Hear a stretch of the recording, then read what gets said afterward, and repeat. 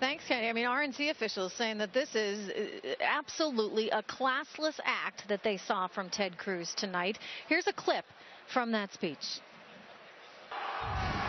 We must make the most of our moment to fight for freedom, to protect our God-given rights, even of those with whom we don't agree, so that when we are old and gray, and when our work is done, and we give those we love one final kiss goodbye.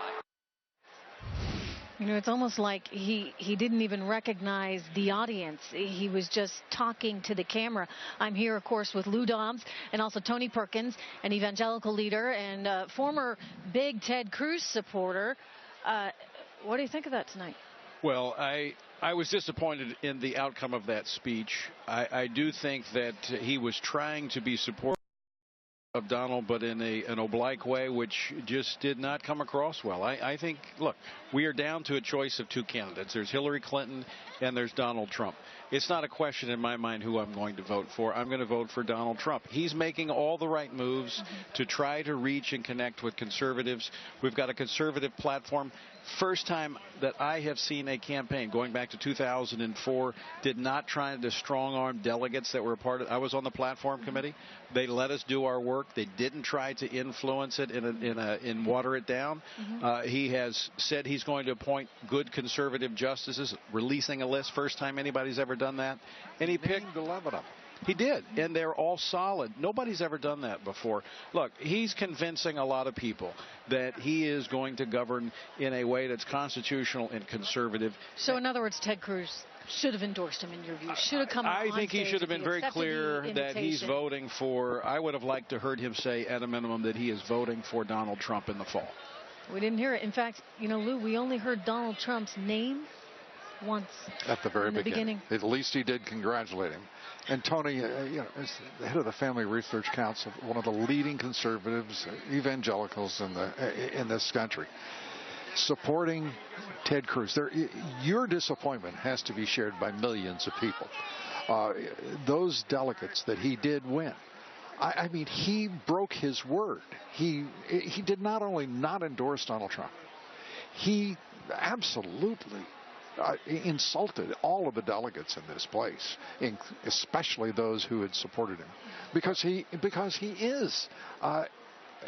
playing games. I mean, he had grins on his face at various points when he should have been overcome with emotion and sincere. Did you notice that? I mean, he did not. There's this huge audience here, but it's as though he couldn't look at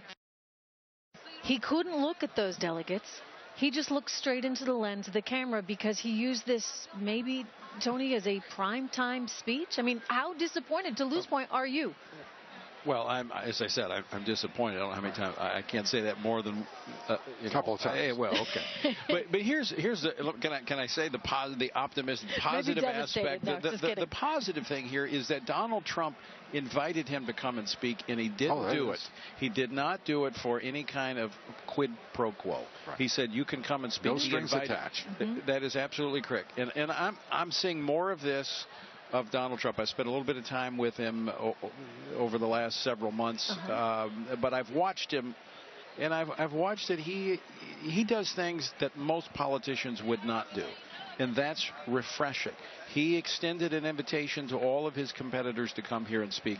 You don't see that very often. No strings attached. Look, I'll say a lot of people have made the point that, in business, you got to do deals, right? You gotta relate and work with both sides, and this is something he's had to do throughout his entire career. So it hasn't been so party oriented, and the hope is that you could see that reaching out across both aisles there in the White House, because we certainly need something like that.